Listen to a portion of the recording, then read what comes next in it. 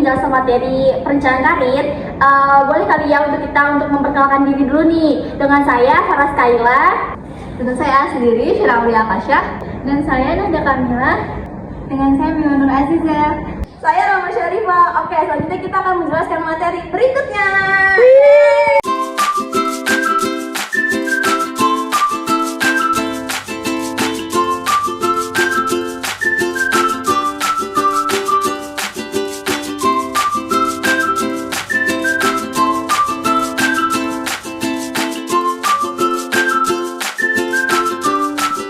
A few moments later. Dari perencanaan karir ini, peserta didik mengalami kesulitan dalam memahami dan menentukan pilihan karirnya mereka. Nah, ini disebabkan oleh kurangnya pemahaman tentang potensi diri, terus informasi dunia kerja, terus keterampilan eksplorasi karir. Nah, ini disebabkan karena program dari perencanaan karir ini untuk meningkatkan eksplorasi karir, terus juga mencakup aktivitas menggali informasi dari berbagai sumber, memahami potensi diri dan mengembangkan kemampuan dalam mengambil keputusan karir secara tepat. Nah guys, ada juga tujuan dari perencanaan karir ini guys. Yang pertama ini membantu peserta didik dalam mengidentifikasi potensi diri, bakat dan minat yang berkaitan dengan karirnya, seperti kayak yang strategi ini guys. Nah, yang kedua ini tujuannya untuk membantu peserta didik memperoleh informasi karir dari sebagai sumber yang efektif, mulai dari LinkedIn ataupun platform-platform yang ada di media sosial. Nah, tujuan yang ketiga ini meningkatkan kemampuan peserta didik dalam merencanakan dan mengambil keputusan karir secara mandiri dan bisa menyesuaikan dengan kemampuannya, seperti kayak ya lingkungan Teman-teman, di mana dari kegiatan pembuatan mind mapping kita ini nantinya kita akan membuat kegiatan seminar eksplorasi karir, lalu ada kampus expo dan konseling kelompok, di mana kegiatan-kegiatan tersebut itu bertujuan untuk memberikan pemahaman tentang pentingnya eksplorasi karir buat peserta didik lanjutan. Dan sasaran untuk kita pembuatan perencanaan karir ini yaitu untuk peserta didik kelas 12, entah itu SMA, SMK atau MAN. Dan metode atau strategi yang akan kita lakukan itu menggunakan seminar dan diskusi kelompok, lalu workshop dan penilaian diri, serta konseling kelompok dan diskusi. Oke, teman-teman, selain dari guru BK ataupun juga kita juga bisa mendengar dari keluarga maupun teman-teman dan juga guru BK sendiri, untuk kita tuh bisa menentukan karir di mana. Peserta didik juga bisa untuk mencari tahu sendiri yang melalui internet gitu ya. Misalkan dari berbagai media dan sumber belajar juga bisa teman-teman. Salah satunya seperti buku-buku referensi, dan juga bisa lewat media presentasi berupa slide dan juga internet dan media yang bisa itu kita bisa menelusuri ataupun menjelajahi terkait dengan karir itu sendiri. Baik, selanjutnya pasti bisa rencana program itu akan ada evaluasi yang akan kita bisa lihat perkembangan yang akan bisa mengevaluasinya nanti. Dan juga di sini evaluasi program tersebut ada dua, teman-teman. Yang pertama ada evaluasi proses, dan yang pertama ada evaluasi proses, yang kedua ada evaluasi hasil. Nah, evaluasi proses itu ada observasi saat berlangsungnya kegiatan, rangkuman pemikiran peserta didik setelah belajar, dan daftar peserta didik yang hadir, serta keikutsertaan penuh dalam setiap kegiatan. Dan evaluasi hasil itu terdiri dari angket atau kuesioner tentang pemahaman penjelajahan karir, wawancara lanjutan dengan para peserta didik, dokumen peserta didik mengenai rencana karir, serta hasil pembicaraan kelompok tentang tindakan nyata yang akan diambil oleh peserta didik.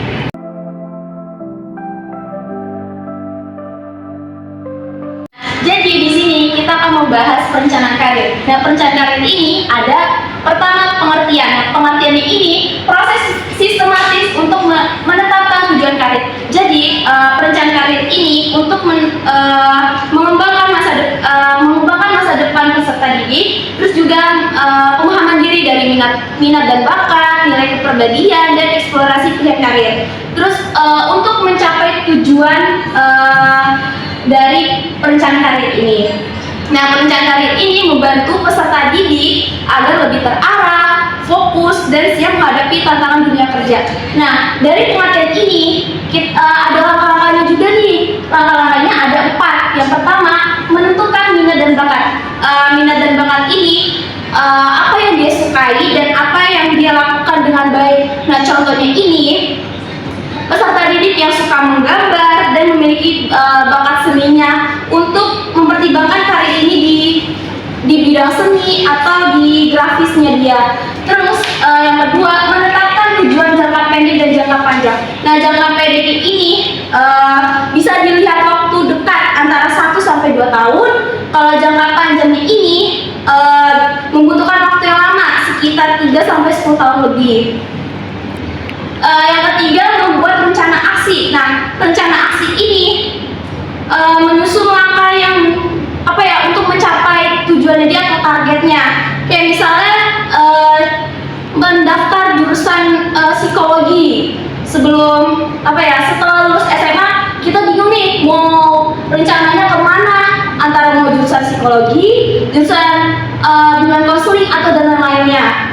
Yang keempat, mengevaluasi kemajuan. Nah, jadi mengevaluasi kemajuan ini meninjau kembali apakah yang dia lakukan ini sesuai dengan tujuan karirnya dia.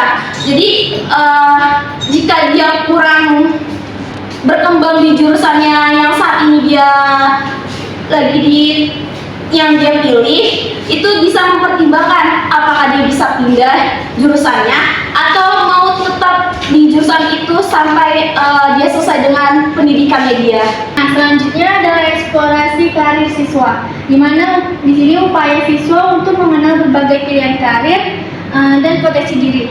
Jadi dapat disimpulkan kalau eksplorasi karir ini merupakan pemberian informasi dan pemahaman yang membekali siswa tentang minat dan bakat serta nilai dalam karir tersebut. Menurut Rahman, eksplorasi karir itu memiliki 2 aspek. Yang pertama tuh eksplorasi diri dan juga eksplorasi pada lingkungan sekitarnya. Sehingga menjadikan kedua aspek tersebut tuh yang harus diperhatikan bagi setiap siswa. Terus juga dengan ini tuh bisa mencari dan menemukan mengelola informasi karir dengan tepat, sekaligus membantu dalam pengambilan keputusan karir siswanya. Nah, di sini tuh kita bisa mengenal dunia kerja. Yang pertama, penting bagi siswa untuk mengetahui apa itu dunia kerja. Dunia kerja itu mencakup berbagai bidang, mulai dari bisnis, teknologi, atau seni, kesehatan, dan lain-lain. Apalagi di era modern ini tuh dunia kerja kan terus berkembang sangat besar karena adanya inovasi dan teknologi. Nah, yang kedua tuh memahami berbagai profesi. Jadi setiap mahasiswa tuh memiliki setiap profesi itu setiap siswa dapat mengenal profesi di dalam dunia kerja, dan sehingga dia bisa menimbulkan rasa tanggung jawab, terus juga mengenal lingkungan kerja dan juga jalur karir yang berbeda-beda. Misalnya kayak dokter atau arsitek, yang misalnya dokter fokus ke kesehatan, arsitek mungkin desain gitu. Dan juga ketiga itu ada mengetahui kualifikasi dan keterampilan yang dibutuhkan. Setiap karir itu memerlukan kualifikasi tertentu. Dia juga bisa memiliki jasa, sertifikat, atau pengenalan diri dia, mengikuti setiap kursus atau apa yang bisa dia nanti melamar pekerjaan tersebut yang sesuai dengan potensi dirinya dia. Jadi di sini juga kita bisa mengembangkan hard skill atau soft skillnya juga. Juga dapat disimpulkan bahwa setiap siswa itu harus mempunyai self awareness. Jadi itu kayak dia itu mampu mengambil keputusan, juga mampu mengenal diri mereka sendiri dulu, dan juga nanti bisa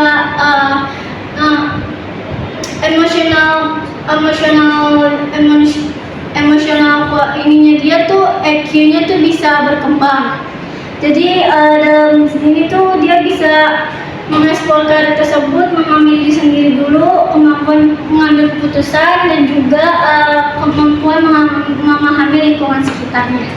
Kita kan udah bahas nih ya tadi soal pengertian, langkah-langkah, dan juga eksplorasi dari untuk menentukan karir itu gimana sih kan. Nah, sekarang kita bahas lanjut nih ke faktor-faktor. Nah, kira-kira apa sih yang menjadi faktor-faktor seseorang itu dalam menentukan karirnya? Nah, di sini tuh ada beberapa faktor teman-teman, misalnya dari internal dan juga eksternal. Dari internal tuh ada diri sendiri. Nah, dari diri sendiri ini kita bisa mulai untuk mencari dulu nih kira-kira tuh minat kita di mana gitu kan, minat kita, kesukaan kita. Misal kita tuh suka dengan apa sih menerima curhat dari orang ataupun mendengarkan cerita orang gitu kan, itu juga bisa masuk misal ke bimbingan konseling atau psikologi, atau yang punya minat misalkan di perhitungan kita bisa masuk ke fisika, matematika ataupun kimia dan lainnya. Nah, dan juga kita bisa mengembangkan bakat teman-teman, kita bisa mencari tahu potensi kita. Misal kita tuh udah punya bakat menggambar atau menulis misal, nah itu kita bisa tekuni sampai kita bisa untuk lebih apa sih, bisa untuk mencari tahu karir itu di mana gitu, berdasarkan dari minat ataupun bakat kita yang tadi. Nah, terus juga ada dari keluarga nih dan lingkungan, salah satunya ada keluarga, guru dan teman-teman. Nah, dari keluarga juga ketiganya juga cukup berpengaruh nih untuk kita tuh bisa tahu gitu loh, untuk kira-kira tuh karir yang sesuai untuk kita tuh di mana gitu kan. Mulai dari keluarga, bisa kayak saran-saran dari mereka juga, terus juga dari guru. Misal kalau di sekolah teman-teman tuh ada guru BK ya kan, kita bisa tahu nih dari guru BK tersebut dengan bimbingan dengan mereka, dengan kira-kira tuh kita cocoknya di mana sih kan karir nanti kita. Juga teman-teman nih, dari teman misalkan dari teman-teman tuh bisa kita tuh tahu informasi terkait karir tuh bisa di mana aja gitu. Ini bisa dari lingkungan. Dan juga ada dari informasi karir, misal kita tuh aktif ngikutin seminar tentang kayak seputar karir gitu kan, bagaimana cara kita tuh menentukan karir atau sebagainya, itu bisa dari seminar tersebut. Dan juga tadi nih yang tadi di lingkungan guru BK, kita bisa konseling nih ke guru BK terkait untuk mencari tahu gitu, menggali lebih dalam terkait dengan karir tersebut. Dan juga ada internet, teman-teman, kita juga bisa cari tahu sendiri nih kira-kira tuh kalau karir ini cocok ya di saya gitu kan, itu bisa di internet. Dan juga terakhir ada nih dari pengalaman langsung, kita bisa magang, kita bisa juga kunjungan langsung ke tempat kerjanya istrinya, dan juga kita bisa partisipasi organisasi. Nah, misalkan tuh yang teman-teman tuh misalkan ada ikut OSIS atau kayak ekstrakurikuler klub gitu, misal ekstrakurikuler matematika atau menggambar atau menari, itu bisa teman-teman tuh ikut ke partisipasi organisasi tersebut. Nah, selanjutnya ada strategi dari perencanaan karir. Strateginya ini suatu proses yang sistematis teman-teman untuk dan berstruktur dalam membantu siswa dalam memahami diri sendiri, mulai dari bakatnya, terus ya sesuai sama bakatnya yang diminati gitu. Nah, yang pertama ini tes minat dan bakat. Strateginya ini berguna dalam menentukan sesuai fashionnya dari siswa tersebut gitu teman-teman. Kalau misalkan contohnya kayak siswa ini berminat dan berbakat dalam seni. Tes ini dapat membantu siswa dalam memahami minat dan bakatnya sehingga dapat memilih karir sesuai dengan fashionnya, seperti itu teman-teman. Nah, yang kedua ini kegiatan pembelajaran berbasis proyek, yang dimana kegiatan ini dapat membantu siswa dalam mengembangkan keterampilan dan pengalaman yang relevan dengan karir yang diinginkan. Yang ketiga ada kolaborasi dengan dunia kerja. Kolaborasi ini dapat membantu siswa juga memahami kebutuhan dan tuntutan dunia kerja yang bermanfaat bagi diri sendiri. Lalu yang keempat ini konseling individual dan kelompok. Konseling dan strategi ini berguna untuk membantu siswa dalam memahami dirinya sendiri dan mengidentifikasi tujuan karirnya, lalu dan dapat mengembangkan karir secara efektif. Yang kelima, platform digital untuk eksplorasi karir. dapat membantu siswa mencari informasi tentang karir dan membangun jaringan dengan luas itu teman-teman. Selanjutnya itu materi terakhir ya, di mana ini ngebahas tentang tujuan dari perencanaan karir. Tujuan perencanaan karir ini ada 3 teman-teman, tapi kita bakal membahas lebih detail satu persatu. Pertama itu ada peserta didik lebih percaya diri dalam memilih jurusan, di mana nantinya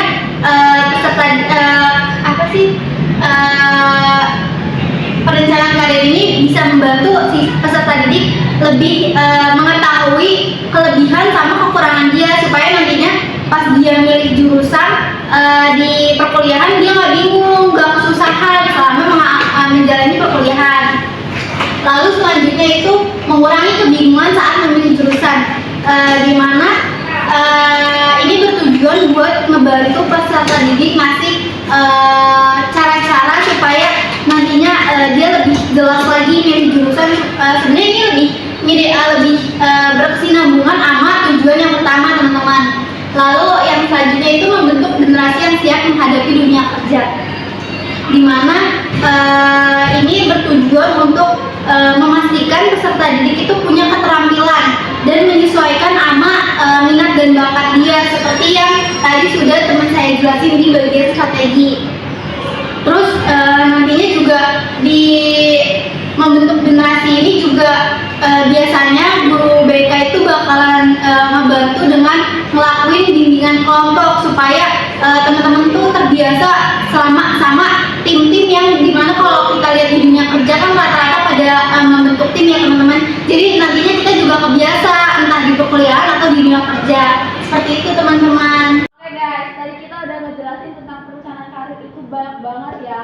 Semoga yang kita jelasin pada hari ini bermanfaat ilmunya dan bisa kalian pahami dan untuk menentukan perencanaan karir itu di masa akan datang. Terima kasih.